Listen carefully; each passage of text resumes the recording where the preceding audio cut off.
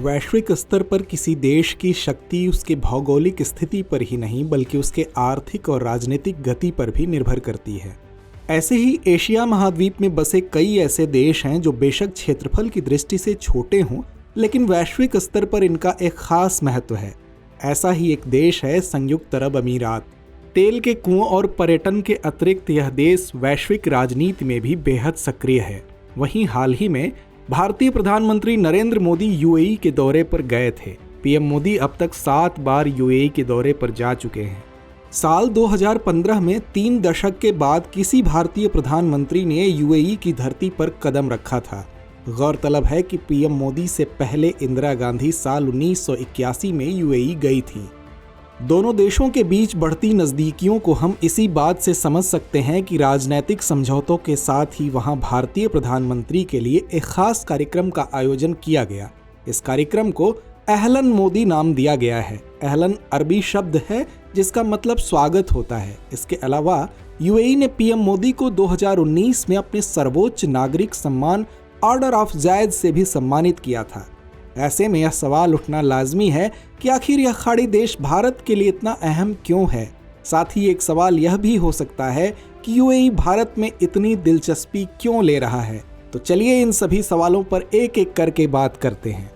फारस की खाड़ी के किनारे बसा देश संयुक्त अरब अमीरात का भारत के लिए सदैव ही एक विशिष्ट राजनीतिक, आर्थिक, सामरिक और सांस्कृतिक महत्व रहा है।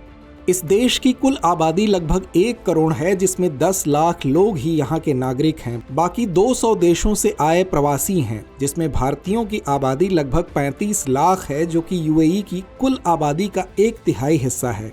यह महज आंकड़े नहीं है बल्कि दोनों देशों के बीच प्रगाढ़ होते संबंधों की एक मजबूत नींव बनाते हैं। ऐसे में प्रधानमंत्री मोदी का यहाँ 7वां दौरा बेहद अहम है। जहाँ एक ओर उन्होंने इस खाड़ी देश में कई समझौतों पर मुहर लगाई है, वहीं दूसरी तरफ यूएई की ओर से भारत में निवेश के आंकड़ों में वृद्धि की गई है। इसके साथ ही शिक्षा और प्रौद्योगिकी की दिशा में कदम बढ़ाते हुए आईआईटी दिल्ली के एक कैंपस की शुरुआत अबू धाबी में की गई, जहाँ पहला ऊर्जा संक्रमण और स्थिरता पर मास्टर कोर्स शुरू किया गया है। इसके साथ ही एक भव्य स्वामी नारायण मंदिर का भी अबू धाबी में उद्घाटन किया गया। कूटनीतिक स्तर के साथ साथ यह कदम भारत की सांस्कृतिक सौहार्दता को भी दर्शाती है। भारत और यूएई के संबंधों पर नजर डालें तो मालूम होता है कि दोनों देशों के बीच 1970 के दशक में औपचारिक तौर पर राजनयिक संबंधों के बीज अंकुरित हुए थे। उस वक्त दोनों देशों के बीच सालाना व्यापार महज $18 करोड़ था, जो कि आज की तारीख में 85 अरब डॉलर के पास पहुंच गया है। वहीं दोनों देशों के आर्थिक संबंधों पर नजर डालें तो आंकड़े बताते हैं कि साल 2021-22 में यूएई भारत का चीन और अमेरिका के बाद तीसरा सबसे बड़ा ट्रेड पार्टनर था। वहीं वर्ष 2022-23 में भारत ने अमेरिका के बाद सबसे ज्यादा निर्यात यूएई को किया था। 2022-23 में भारत ने यूएई में 31.61 अरब डॉलर का निर्यात किया था।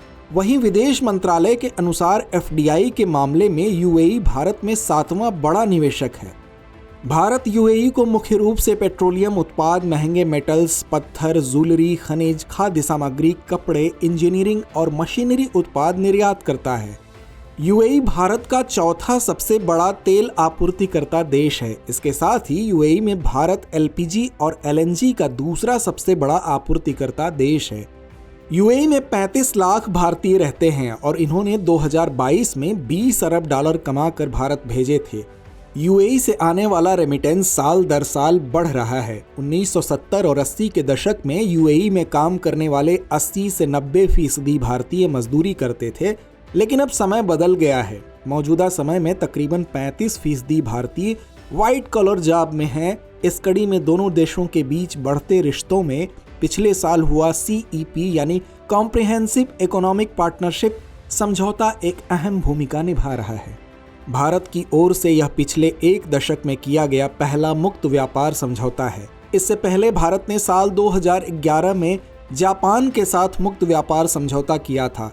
यह भारत का किसी भी अरब देश के साथ हुआ पहला सीईपी या मुक्त व्यापार समझौता है। हालांकि यह तो बात हुई भारत के लिए क्यों खास है यूएई, लेकिन संयुक्त अरब अमीरात का झुकाव भारत की ओर क्यों बढ़ रहा है? दरअसल यूएई अपनी अर्थव्यवस्था में विविधता लाना चाहता है। वो भी अपनी अर्थव्यवस्था को केवल तेल निर्यात तक सीमित नहीं रखना चाहता है। अब वह अपना ध्यान खाद्य व्यापार, ग्रीन इंफ्रास्ट्रक्चर और रियल एस्टेट आदि पर भी केंद्रित करना चाहता है। इस तरह यूएई तेल आधारित अर्थव्यवस्था पर अपनी निर्भरता कम करना चाहता है। इसके लिए वो दुनिया भर में निवेश के नए ठिकाने ढूंढ रहा है। उसका इरादा साल 2031 तक अपने विनिर्माण क्षेत्र को बढ़ाकर दोगुना करने का है। इस कवायद में वो भारत को एक भरोसेमंद भागीदार के तौर पर देख रहा है। इसके चलते वो भारत में निवेश करके भारतीय पेशेवरों की दक्षता का लाभ उठाना चाहता है। यही वजह है कि महंगे पश्चिमी विशेषज्ञों की तुलना में वो भारतीय पेशेवरों और तकनीकी विशेषज्ञों को तवज्जो दे रहा है। इसके अलावा उसकी भारत के हथियारों में भी दिलचस्पी है। वो भारत से ब्रह्मोस जैसी मिसाइल खरीदना चाहता है। जानकारों की माने तो वो भारत के साथ मिलकर सैन्य उपकरणों का निर्माण भी करना चाहता है। कुल मिलाकर कहें तो वैश्विक सप्लाई चेन में कार्यकुशलता के साथ अपनी ज़रूरतों को ध्यान में रखकर दुनिया के देश भारत के साथ अपनी भागीदारी बढ़ा रहे हैं। मगर यूएई के साथ भारत की साझेदारी के मायने खास हो जाते हैं, क्योंकि भारत की ऊर्जा ज़रूरतों के लिए महत्वपूर्ण होने के साथ साथ भारत का एक बड़ा निवेशक है। अमेरिका के बाद भारत सबसे ज़्यादा निर्यात यूएई में ही करता है। इसके अलावा यूएई आतंकवाद के खिलाफ हमेशा भारत का मुखर समर्थक रहा है। यूएई एक खाड़ी देश के तौर पर भारत का अहम साझेदार है और वैश्विक बिरादरी में यह भारत के लिए बहुत मायने रखता है।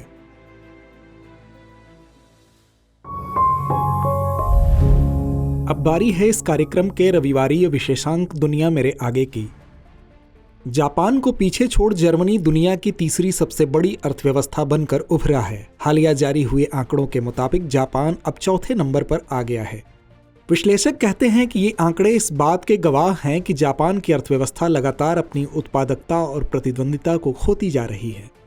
हालांकि IMF यानी अंतर्राष्ट्रीय मुद्रा कोष ने पहले से ही जापान के पिछड़ने का अनुमान लगाया था, जिसके पीछे का कारण वहां की घटती आबादी को बताया गया। इसके साथ ही वहां की औसत उम्र भी बढ़ती जा रही है। गौरतलब है कि 2010 तक जापान अमेरिका के बाद दुनिया की सबसे बड़ी अर्थव्यवस्था थी।